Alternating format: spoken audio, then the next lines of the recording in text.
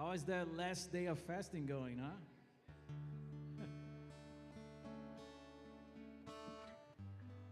Well, if you've never been here, and if you've been here too, let me tell you a couple things.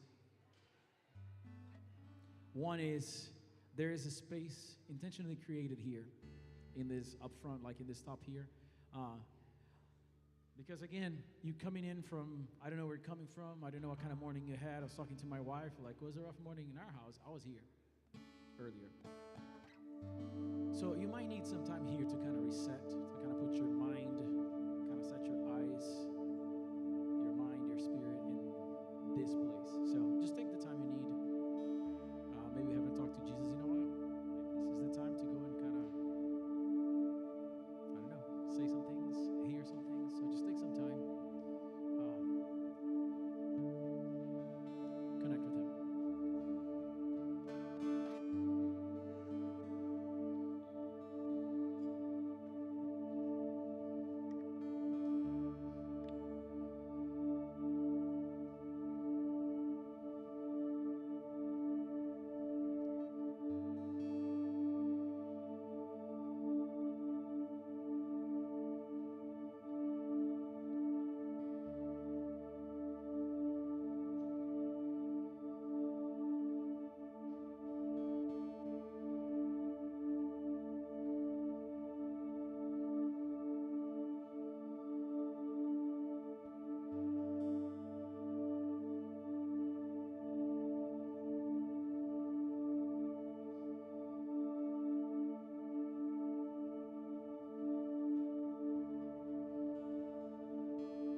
I did say a couple of things.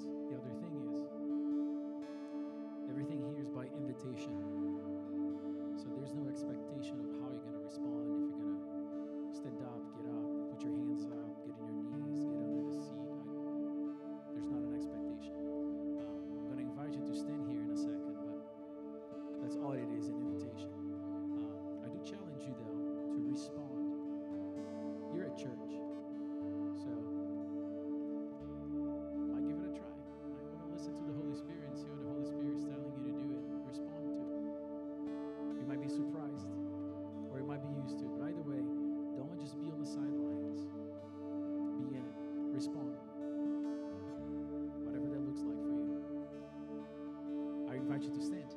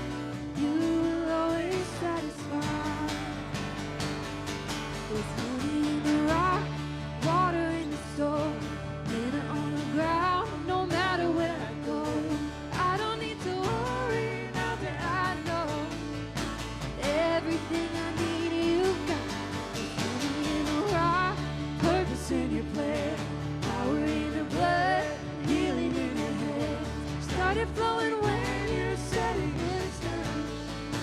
Everything you did is enough. I keep looking, and I keep finding, and keep giving, keep providing. I have all that I need. You are all that I need. And I keep praying, you keep moving. I keep praising, you keep proving. I have all that I need. You are all that I need. I keep looking, I keep finding, you keep giving, keep providing. I have all that I need. You are all that I need. I keep praying, you keep moving.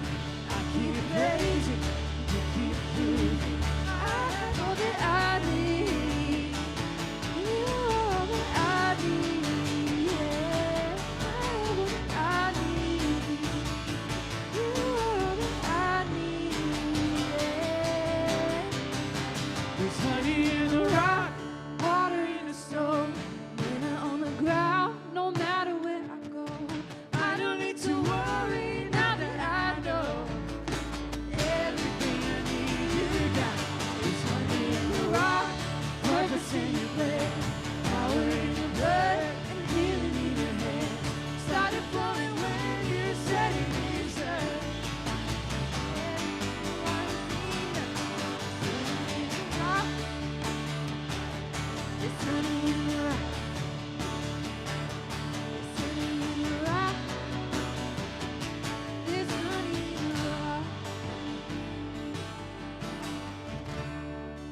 Sweet, how sweet it is to trust in you, Jesus. Oh, how sweet it is to trust in you, Jesus. Oh, how sweet it is to trust in you, Jesus.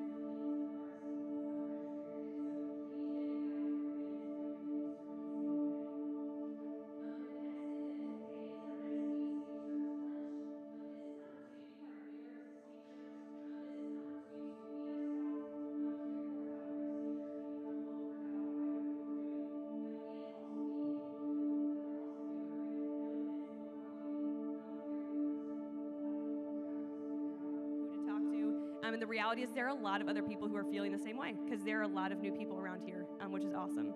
But this is a great opportunity to just get to connect with some other folks and hear more about City Church. So we have a ton of people who've RSVP'd, which is awesome. We do have more room. If you haven't RSVP'd, but you fit that description, you want to stick around, we'd love to have you. That's going to start around 11:40, 11:45 downstairs in the family room. We'll get started with lunch, and then you'll be able to hear from Chris and meet some other folks as well. Lastly, we are just wrapping up 21 days of prayer and fasting. So who is so excited for lunch today? Yes, let's go lunch. Lunch has never been so popular as it is right now. So we're wrapping up, and one of the things we're doing to celebrate together is we've been doing this with 3 other churches in Cincinnati, and so tonight at 6 p.m. at Vineyard Cincinnati, this is the vineyard that's in Springdale, at 6 p.m. we're having a joint prayer and worship night with these other churches. So super cool opportunity to come together with other believers from other churches around Cincinnati and worship together. So I'd encourage you to come. One note, this event's not providing childcare. So I know that makes things trickier for some folks, but do want you to be aware that childcare is not provided tonight. But we would love to have you. Join us at 6 p.m. I know there's a bunch of folks from here that'll be there, but really cool opportunity to come together and worship. And then lastly, connected to this, we've been through these 21 days doing morning prayer during the week from 7 to 8 a.m. We're not going to keep doing it every day, because that would be a lot to keep going, but we have seen God do some really cool things. So we're going to continue doing that morning prayer once a week. So Wednesday mornings from 7 to 8 a.m. starting this week. You can come join us every Wednesday morning. We'd love to see more people. We figured we'd give it a try, keep it going through this year. And so as that continues to grow, we'll look for more opportunities to pray together and join together. But for right now, starting this week, Wednesday mornings from 7 to 8. Awesome. Glad you guys are here. I'm going to invite Chris up. He's going to get us started in a new series today. Good morning. It is great to be here. I'm really excited. I love Meet City Church. I'm excited to meet some of the newer people, and I'm really excited for lunch. That is it's a long lost friend that I feel like hasn't been with me for a while. So, no guitar, okay. So for these 21 days, we have, and if you're new here, we have been praying and fasting. First of all, I'm so impressed with how many people that I've heard have done some kind of fasting. And I want to apologize for setting my expectations too low, because I made our staff do it. And I was like, at least someone else is going to do this with me. And it feels like most people that I've talked to in our church have done some kind of fast at some point, and I am blown away by that. And we talked about pushing or praying until something happens last week, and we're going to keep pushing for some of the things that we have not seen God answer yet. And we don't want to be the kind of people that keep praying and praying and praying, and then when God answers, not celebrate. So I just want to take one brief moment before we jump in to celebrate some of the answers that we've seen. So this is a sliver. I asked yesterday, hey, if you've heard an answer to prayer or if you've seen God move in something, share. And so here's a few things that we've heard. Number one, at the beginning of the 21 days, Robin was praying for a new job. She shared that in morning prayer the first and second, and I think the third day. We didn't even get to pray about it in week 2 because God gave her a new job and a new career going a different direction. Yay, God. Someone in my house group shared that they've had a fungus, like a toe fungus, for 2 years that has not been, nothing has worked on it. And in the last month, they have literally started to see it recede up the toe where it's almost gone now. Toe fungus, come on. My big prayer is I've been praying for my 3 uncles to reconcile and to get saved. Meet Jesus, and this week, this is not a full answer to prayer. This week, I get a text usually on my birthday, out of the blue. This was not my birthday. I got a text from one of my uncles that said, hey, have you seen The Chosen? We've just started watching it, and we have so many questions, but I'm excited for this show. It is amazing. Come on. I'm going to take it. I'm going to keep pushing. Last week, we have our first baptism of the year coming up, and we've been praying every single morning, God, would you bring people home? Would you see people come into salvation? And so last week after service, I had the first person of many, I assume, that said, hey, I want to get baptized the next time that we're doing this. I've given my life to Jesus. I'm going all in. Oh, come on. Guys, you cheered more. Love Robin, but you cheered more for Robin's job than salvation. So... all right, this one's going to get you. Every morning, if you've been to morning prayer, we have been praying. We have a problem here. We are out of parking. And we have been praying, God, give us more parking. And if you've been at morning prayer, you're about to lose your mind. Every morning, we've been praying, God, give us more parking. Specifically, we've been praying for this one construction company by name that's 2 doors down. Lord, let us, I've called them, I've showed up at their office just randomly, And we have had some correspondence. God, let them say yes to giving us their parking lot or letting us rent it. And for the last 10 days, I've basically heard nothing, which was really disappointing. I got home yesterday from morning prayer, and they called me. I didn't know it was them, but I answered. And they said, hey, I am so sorry. Sorry it's a Saturday, but can you pick up the fence opener in the next 30 minutes? We want to let you use it. And I was like, yes, someone can, absolutely. You know we haven't signed a contract and you asked for all the insurance stuff and I gave it to you, but we don't have a signed contract. I just want to make sure you know that. And she said, oh yeah, the owner trusts you guys. He would love to have you guys use it. So now we have a new parking lot. Come on. And if parking doesn't do it for you, which I don't know how it couldn't, about a year ago, I had some friends visit from Chicago, one of my best friends from college, and they decided that they were going to move here, but they were going to move here after they had their baby. And so Eliana, I have a picture of her. Eliana was born earlier this year, right? She's over there. She was born earlier this year in Chicago, and they'd already planned to move here, but she was born with a hole in her heart that was going to require open heart surgery. And they felt like it was the blessing of God that they were moving to Cincinnati because we have one of the best children's hospitals here. And so if you're going to have your baby operated on open heart surgery, it might as well be in Cincinnati. And about 10 days ago, she went in for her checkup, and there's no more hole.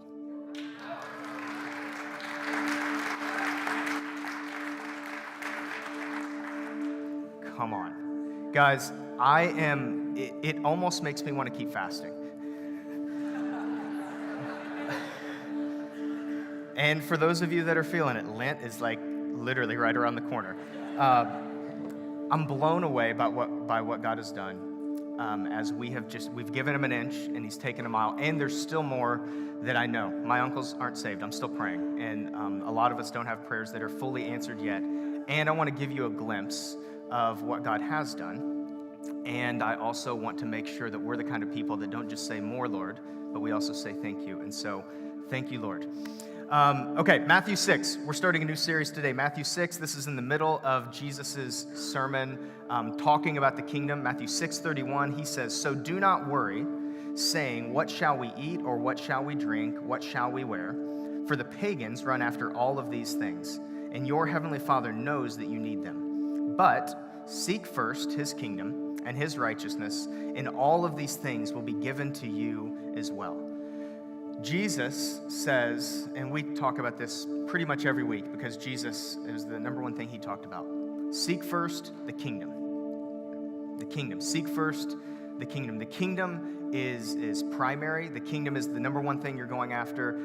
We're going to talk about the kingdom for the next 52 weeks, and then after that, we're going to do another year on the kingdom because it is everything. The kingdom is all encompassing.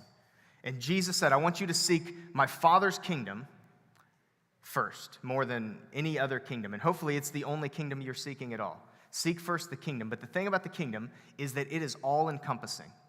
The kingdom invades every area of life. It's why we talk about it so much.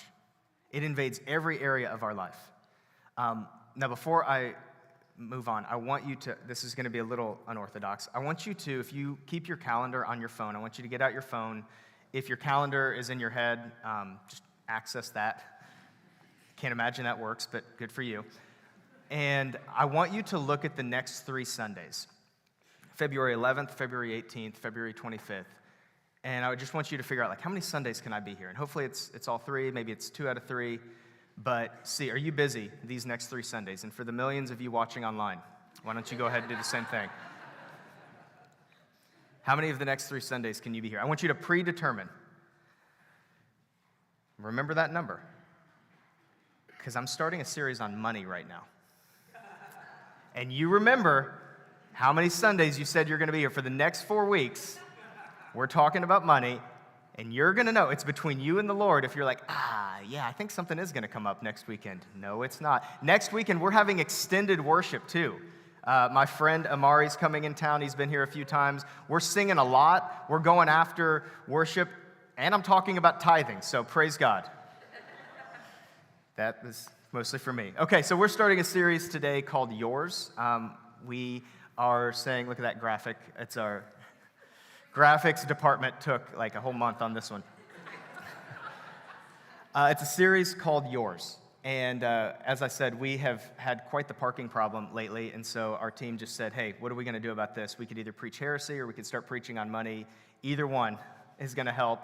And Rob voted for heresy. I said, no, Rob, I'm in charge. We're going to do money. I say this, and I want to at least do a little bit of a disclaimer, because there's been some abuse from people in my position or with my title on money. And so I want to start by, I want to address the elephant in the room.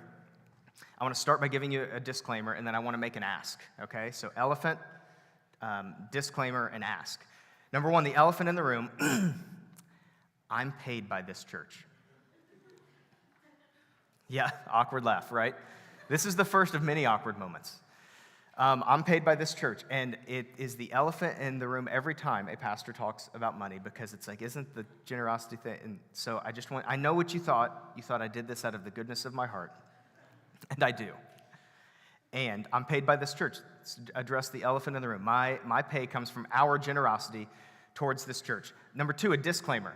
I've preached here a lot for the last 3.5 years. I no longer get nervous when I'm preaching, except every now and again, and this is one of those series. So I am actually kind of nervous to talk about this. And I felt like it'd be better to be vulnerable than to try to hide it. And the reason is because I know so many people, and maybe you come in with some of this baggage, but so many people with my title have abused this. And most people with my title have not. And the few have made it really difficult for the majority of us. And so the hard thing is, I don't know what baggage you come in with from another church or from someone you saw on television with money. And so my disclaimer is, I want you to know, I'm going to come in, I'm going to try to preach this as boldly as I can. And I am nervous, because this is a hard topic to talk about. Thirdly is my ask. My ask is, please don't tune me out. Don't tune us out as we talk about this for the next 4 weeks. And I want you to think about this. Don't answer this immediately in your head or even out loud. Are you open to having God speak to you about your money? I mean, really, are you? And this is probably more for the Christian of 20, 30, 50 years. But are you open to having God speak to you about your money? Because we've worked really hard to get ready for this series. You're primarily going to hear from me, but you're going to hear from men, women, white, black, married, and single, because we really want to have a diversity of who's speaking into this topic. We've worked really hard to make sure that it is both biblical and also relevant.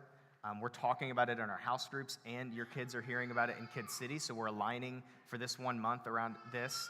And but we're going to try to make it to where this actually is meaningful to your life, because it's just easier to avoid it. But Jesus talked a lot about money. So a lot of this comes from, if you want to dig deeper, a lot of this comes from a book written by Robert Morris called The Blessed Life. We came up with the 4 topics we're talking about from him. And so if you want to know more, because I'm sure you're dying to know more about generosity and how to give away more of your money, you should read that book. It is phenomenal. So, John Wesley, he said this is 300 years ago, so I'm sure it's outdated, but John Wesley said, the last part of a man to be converted is his wallet. And so, this series, and this is probably the series most of you have invited people to visit for the first time. I'm so sorry. It happens that way every time. This series, so much of it is probably for those, or the conviction probably comes more for those of us that have been following Jesus for a while. And if you're not a follower of Jesus, I'm going to say this so that you understand. Jesus needs to become king of your life before we expect you to become, he becomes king of your finances. And so if you're like, man, this sounds crazy, it is crazy if you're not a follower of Jesus. And if you're a follower of Jesus and you say this sounds crazy, I think you're wrong. Because radical generosity is a part of Jesus following. So we're going to start with Matthew 6. Seek first the kingdom. And I want to remind you, the kingdom is all-encompassing. The kingdom invades every single area of our lives. So for the rest of this morning, we're going to be in Deuteronomy 15. So who's ready for some Old Testament? Come on. Deuteronomy 15, we're going to have a lot of context around at least this first chunk. I'm going to read a decent portion of this, and then we're going to talk about 4 areas of the heart, because this morning is less about money, and it's more about the heart. Deuteronomy 15, verse 7. If anyone is poor among your fellow Israelites in any of the towns of the land the Lord your God is giving you, do not be hard-hearted or tight-fisted towards them. Rather, be open-handed and freely lend them whatever they need. Be careful not to harbor this wicked thought. The 7th year, the year for canceling debts, is near, so that you do not show ill will towards the needy among your fellow Israelites and give them nothing. They may then appeal to the Lord against you, and you will be found guilty. So what's happening here, Deuteronomy, Moses is reiterating something that God's already spoken about, and it's an exhortation from Moses. And what he's referencing here is, and it's important to remember, we live in a democracy. They lived in a theocracy, where God is king, president. And so in this theocracy, specifically this one, God said every 7 years, you're going to forgive all debt to the other Israelites. Who's like ready for that? Right? I mean, like buy an expensive car in year 6. God says you forgive all debts with your people. So every 7 years, all debt is forgiven between the Israelites. And then God says, but hey, in light of that, I know what you're thinking. He said, I want you to not let that year, the year of canceling debt, I don't want you to let that year affect the way that you do business. Don't let it affect the way that you lend money, that you give money, the way that you do business. And he says, and we would call this a greedy thought. He says, hey, I know what you're thinking. In year 6, I'm not going to lend anybody money because they can't pay it back, because next year I have to forgive it. We would call that a greedy thought, but I want you to read that in verse 9. Be careful not to harbor this wicked thought. God calls what we would call a greedy thought. God calls a greedy thought a wicked thought. I looked up every reputable translation that there is on this verse. Most of them call that a wicked thought. Some call it a mean thought, a mean-spirited thought, an unworthy thought. One, or maybe as 2 translations, called it a vile thought. God calls a greedy thought a wicked thought. And again, probably the first or second awkward moment of a few that we're going to have. I think it's important to know that God's not chill about greed. And the reason we might fall into that trap is because greed is more easily hid than maybe sexual sin or anger. But God's not chill about being greedy. He calls greedy thoughts wicked thoughts. And so what God is asking, the first thought or the first posture of our heart is a greedy heart. We must deal with a greedy heart. We must deal with the greed that probably naturally is in your heart. Verse 10, give generously to them and do so without a grudging heart. Then because of this, the Lord your God will bless you in all of your work and in everything you put your hand to. And so even God right there says, I'm going to bless your generosity. And we're going to talk more about that in the next few weeks. But he says, I'm going to bless your generosity. And what he's saying here is he says, I know what you're thinking. Greed prevents you from giving. But he says, even after you give, you're going to have a grudging thought. So greed prevents you from giving. Grief prevents you from giving again. And you've all had that moment, right, where you've given something, and then the HVAC goes out. Or you have made a pledge to start supporting this missionary, and then the boss cuts your bonus. Or maybe worse, you even lose your job. And what the enemy wants to have happen is he wants you to grieve. He wants you to grieve, and he wants you to say, don't ever do that again. And I bet we've all had an experience where at least we're tempted towards this. You do something generous, and then something goes wrong. And it's like, you feel grief. I'll never do that again. Now, this is going to be a big series for some of us. I also know that some of us are incredibly generous, so I'm going to take a risk, and this is going to be crazy. But I'm going to ask if someone is willing to just give me $100. Is anybody willing to? Okay. Really?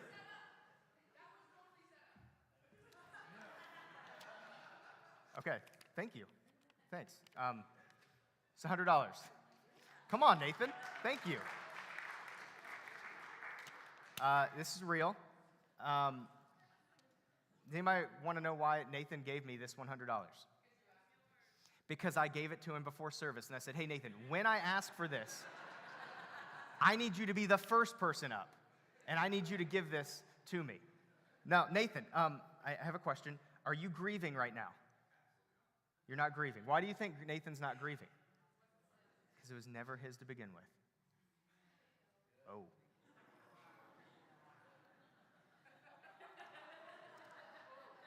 Awkward moment number 3.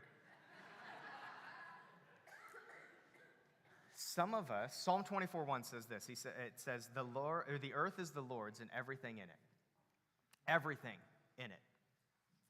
Some of us are aware of the greediness in our heart. I am aware of the greediness in my heart. Some of us think that we have a greed problem when what we actually might have is a theology problem. It was never yours.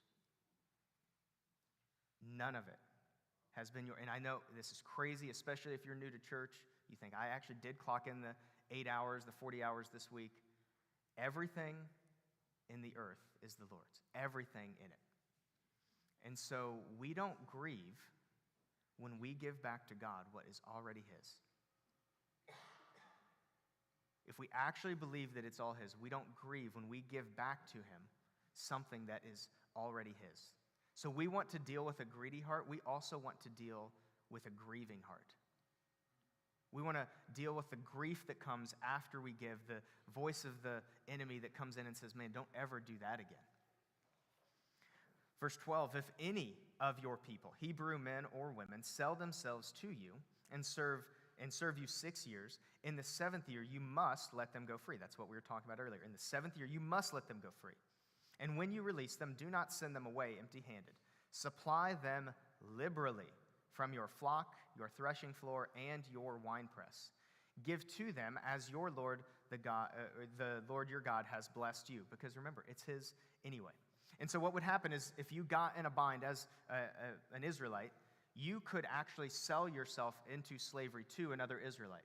But you knew at least within 7 years you would be released. And so you could sell yourself into slavery, but God says if you purchase a slave, you must let them go. It's not like a back and forth negotiation.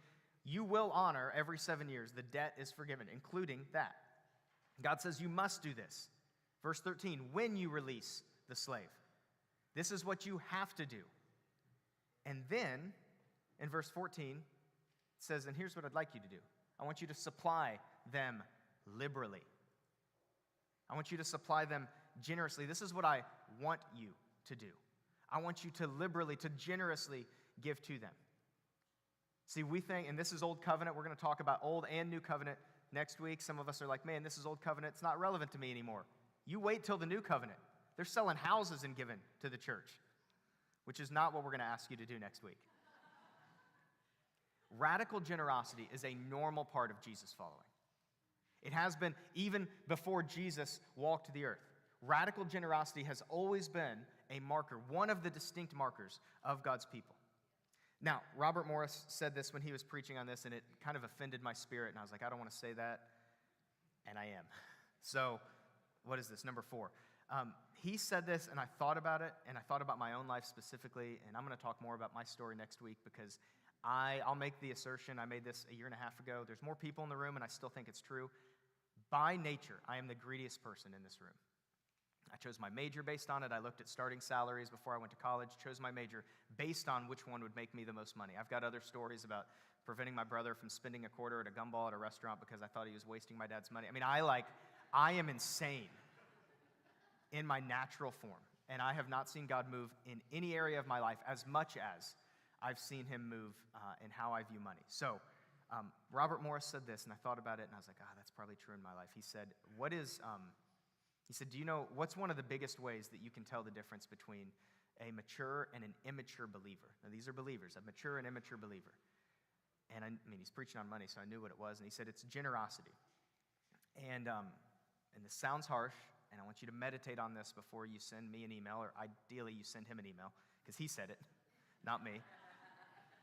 But he said that's the biggest way that you can tell the difference between a mature and an immature believer. And he said, it is, and this is just me passing the message along, but he said, it's time for some of us to grow up. It's time for some of us to grow up. And some of us, and I don't know who, but I'm just going to assume, a room this size, 7% of Christians tithe, I'm going to assume that some of us in this room have been following Jesus for years, and we still don't regularly give outside of our own four walls. And the more seasoned among us, we are better at faking it. Like, we'll give someone on the street a $10 bill, not a $1 bill.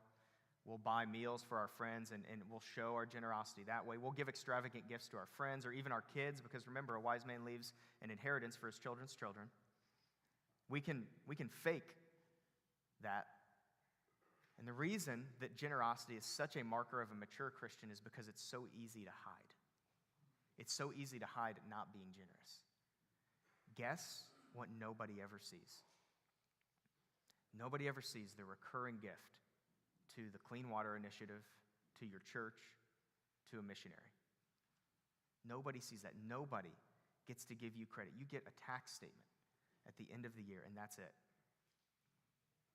It's easy to fake generosity. And again, this is uncomfortable. It's even a little bit fire and brimstone-ish, but we can fake generosity to man. But I just want to remind you, you can't fool God. You could totally fake me, your friends, maybe even your spouse out, that you're a generous person. But you can't fool God. We must develop a generous heart. We want to deal with a greedy heart. We want to deal with a grieving heart. We must develop, as people of God, we must develop a generous heart. Jesus says this. It's one of the more famous lines that he's ever said. Most non-Christians can quote it. He said, where your treasure is, your heart will be also. And when we think about that phrase, we often flip it around. We often assume what he's saying is, wherever my heart is, my money will follow.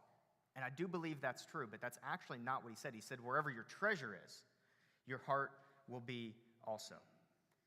And I've said this for years, and after about 10 years of doing premarital counseling and helping new couples with budgets, I'm more convinced of this than ever. If you show me your budget and your prayer life, I will tell you what you love.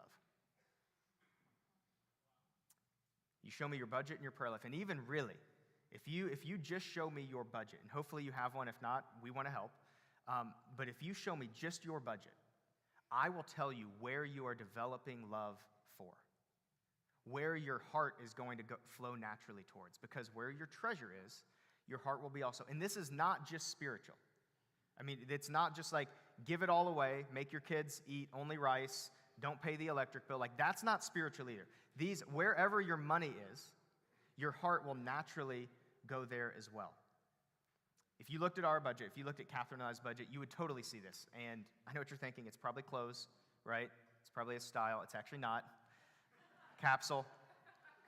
You look at our budget, you'll see a few things. Some spiritual, some not. You'll see that we love eating at restaurants. It is one of my favorite things to do is to go to a restaurant with Catherine and not Esther. And our budget reflects that. If you looked, you would see that we love to travel. That's another thing we love to do. If you looked at our budget, you would see we actually really love investing, specifically in real estate. We have commercial and residential real estate because we actually do believe that a wise man leaves an inheritance for his children's children. We love investing, but the biggest line item in our budget is the kingdom. And I can't tell you how it works other than what Jesus said, but the more that I give to my compassion child, the more I care about the country of Uganda. My heart follows. And the more that I give to World Vision's Clean Water Initiative, the more I'm burdened by the fact that 50% of disease is caused by unclean water. And the more I give to missionaries on college campuses, the more I am convicted. I want to help develop and lead a church that is good for people coming right out of college, because it's such a hard transition to make from that to the real world. And the more I give to church, not just this church, this is the fourth church I've tithed to as an adult, but the more I give, the more I tithe to this church, the more I love it. And I think there's a number of reasons I love this church. But I think one of them is because I give to it. Because my heart is starting to follow my treasure. And the biggest check that Catherine and we write every month is to our mortgage. The second biggest check we write is to City Church. Why? Because I love both of my houses. I want to invest in both of the homes that I live in. And so, again, it's awkward. Again, I'm paid by this place. And if you want to develop a heart for the kingdom, part of what you're going to need to do is start to reroute your treasure towards the things that has your heart. Because your heart tends to follow your treasure.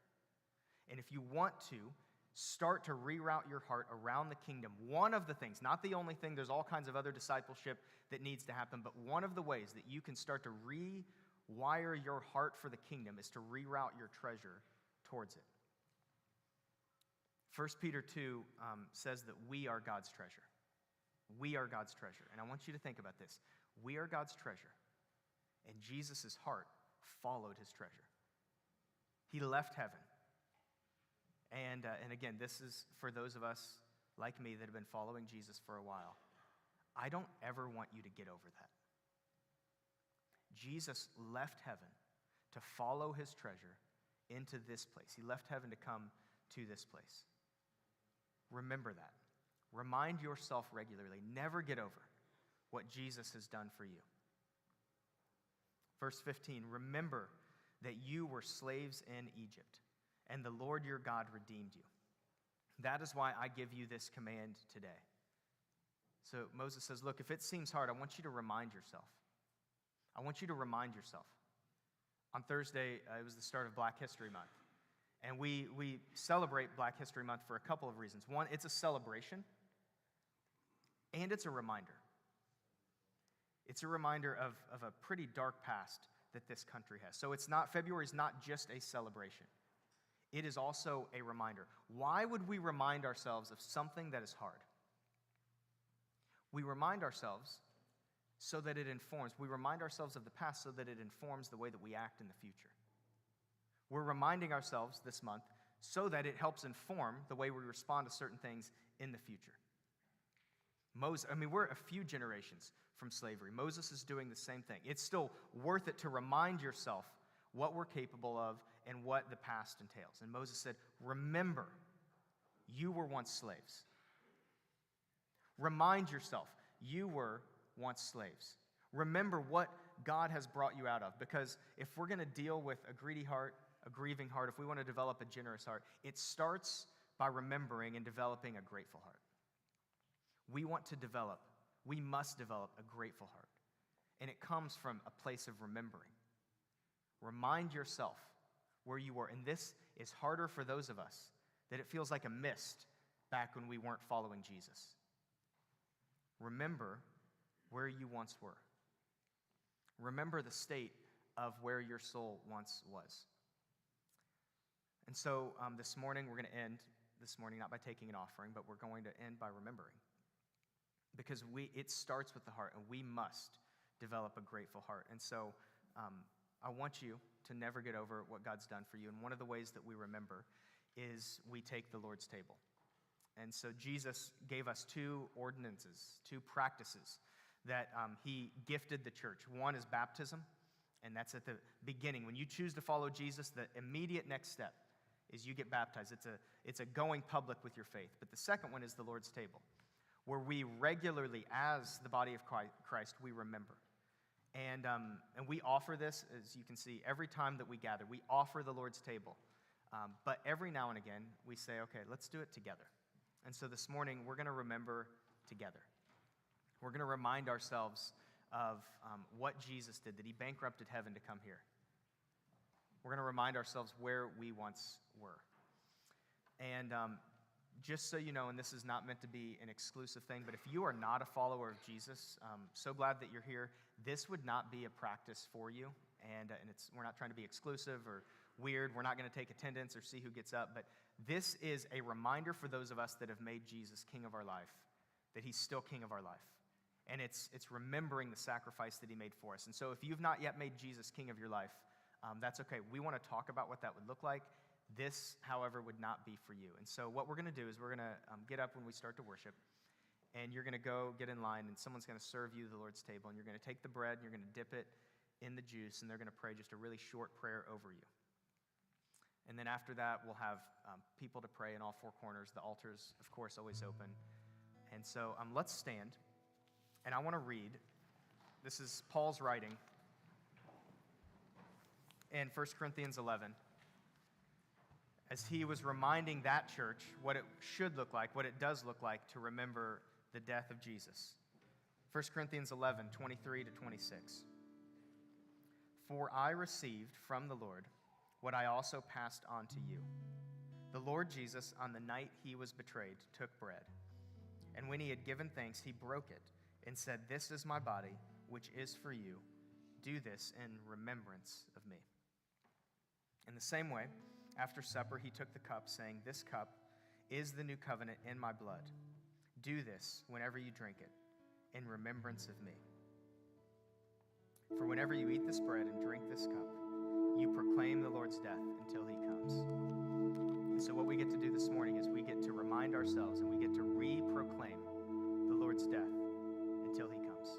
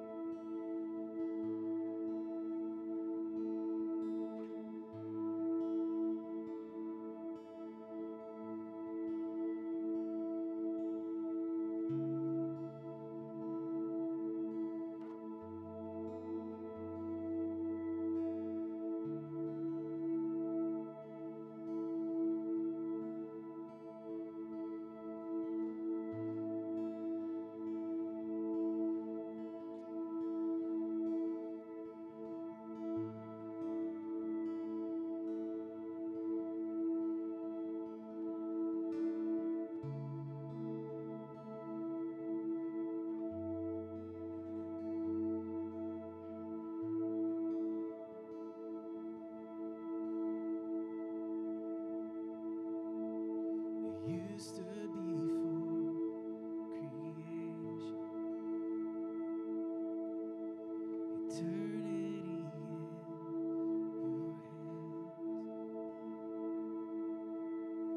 You spoke the earth into motion,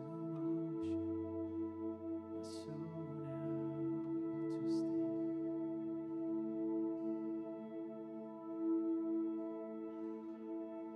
You stood before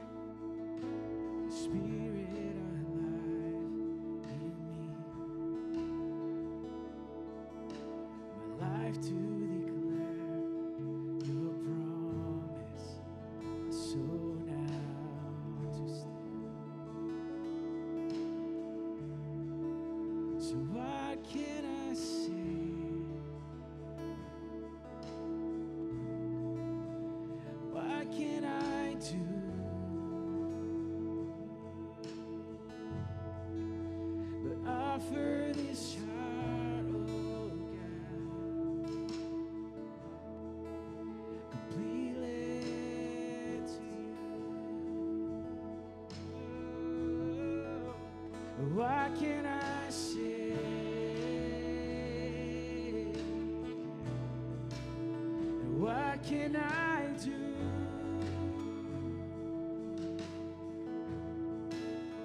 But offer this heart, oh God, completely to you.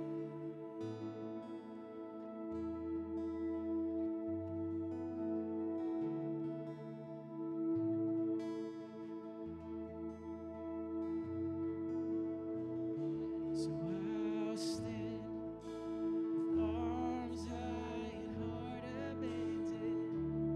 Here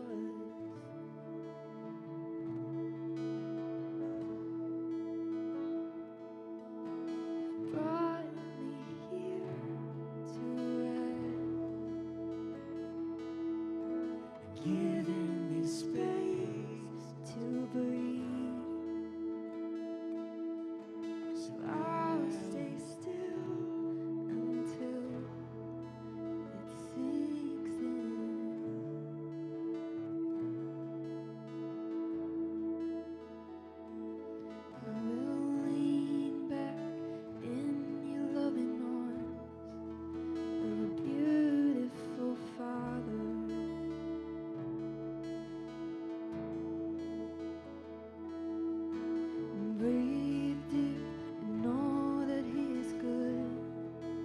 He's a love like no other.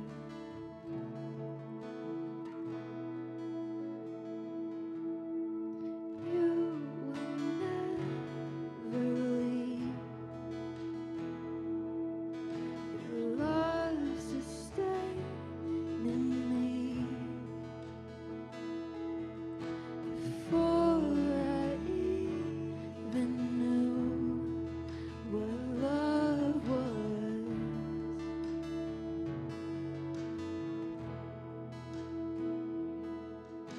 you brought me here to rest and given me space to breathe.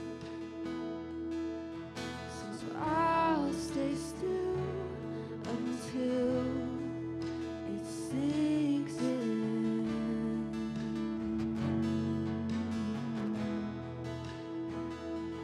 Now we'll lean back in the loving arms of a beautiful Father.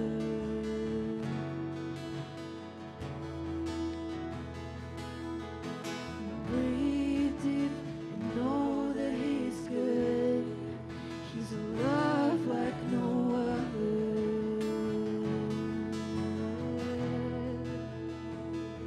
And now we'll lean back in the loving arms of a beautiful Father.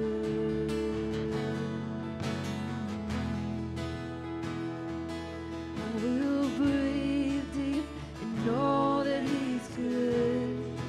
He's a love like no other.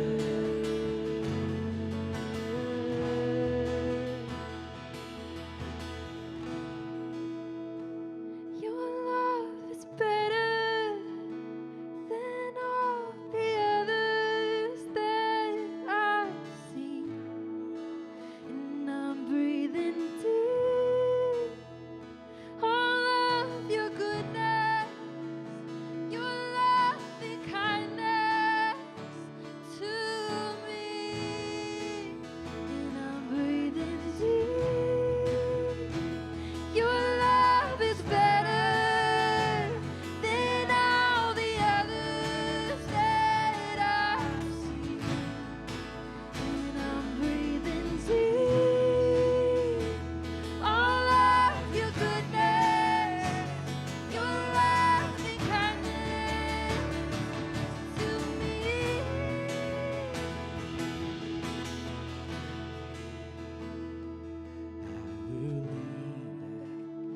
In the loving arms, beautiful Father.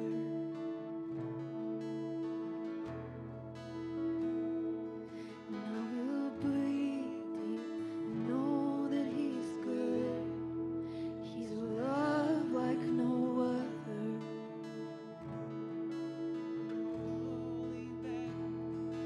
Now we'll lean back in loving arms of a beautiful Father.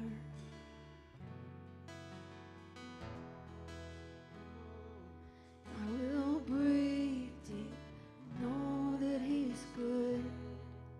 He's a love like no other.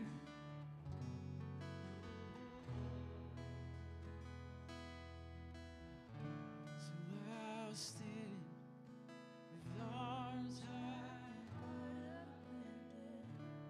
in hope. When you gave it all,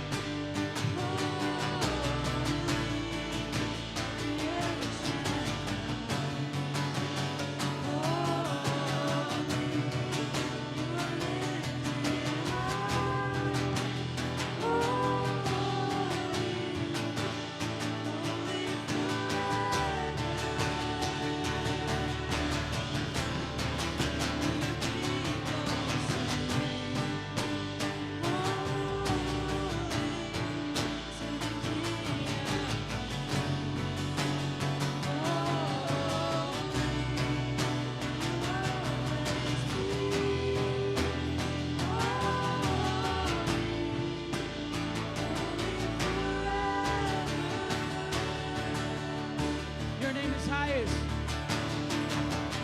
Your name is the highest. Your name is the greatest. Your name stands above them all.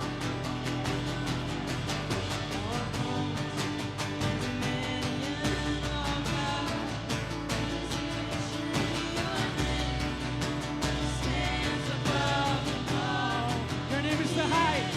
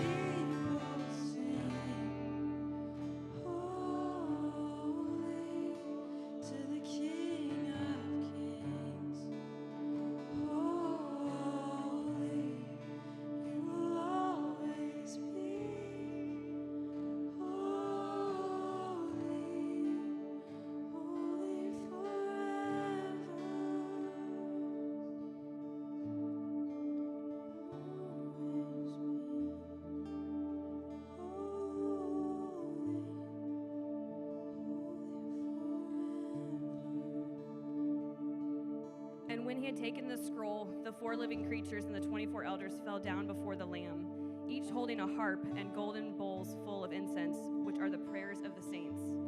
And they sang a new song, saying, "Worthy are you to take the scroll and to open its seals.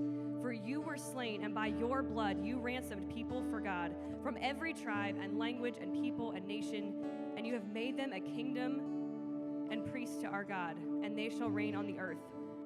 Then I looked, and I heard around the throne and the living creatures and the elders the voice of many angels, numbering myriads of myriads and thousands of thousands, saying with a loud voice, "Worthy is the Lamb who was slain to receive power and wealth and wisdom and might and honor and glory and blessing." And I heard every creature in heaven and on earth and under the earth and in the sea and all that is in them saying, "To him who sits on the throne and to the Lamb be blessing and honor and glory and might forever and ever." We are not doing anything that is not already happening all the time in heaven. So I'm going to have the band going to lead us back to that chorus again, but let's worship and join with He is worthy. The Lamb is worthy. So we're going to join with the worship that's in heaven as we honor him.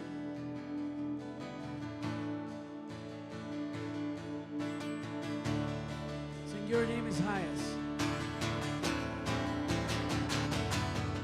Your name is the highest. Your name is the greatest. Stands above them all. Above all thrones. All power and position. Stands above them all. Let's go big. And the angels cry, "Holy."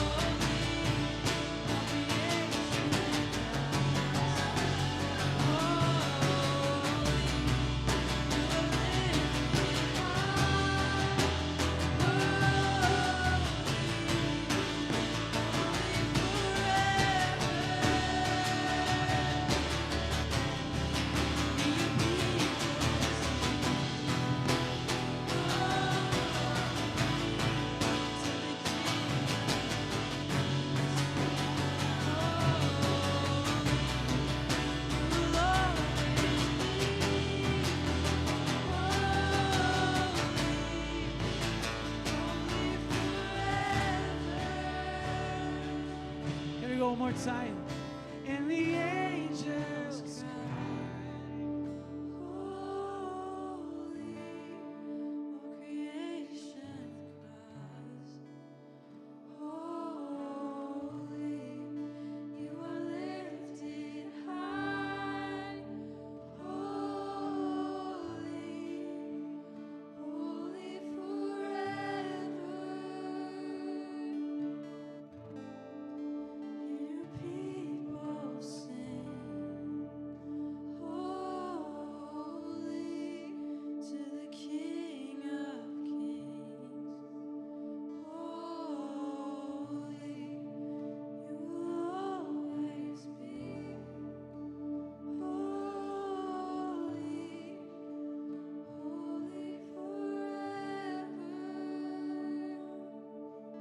there's no name that you raised higher than Jesus.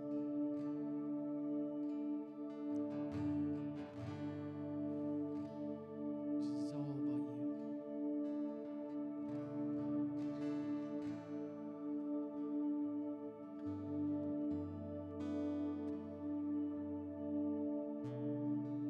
Father, that we would remember, that we would be walking around with the knowledge that all we have, that all we are is yours. Just convict our hearts of our greed. That our hearts will align with yours. And that would freely give all of us.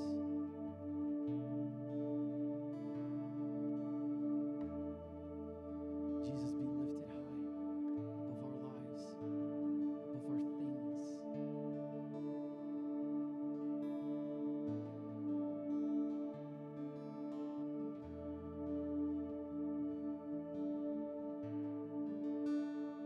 Jesus' name, amen.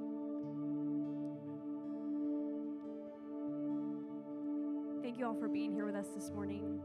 We will look forward to seeing you in house groups throughout this week and then next Sunday. If you're joining us for Meet City Church lunch, it's going to be downstairs in the family room at the tables. If you want to go ahead and grab a spot at the table, we'll get started in about 15-ish minutes.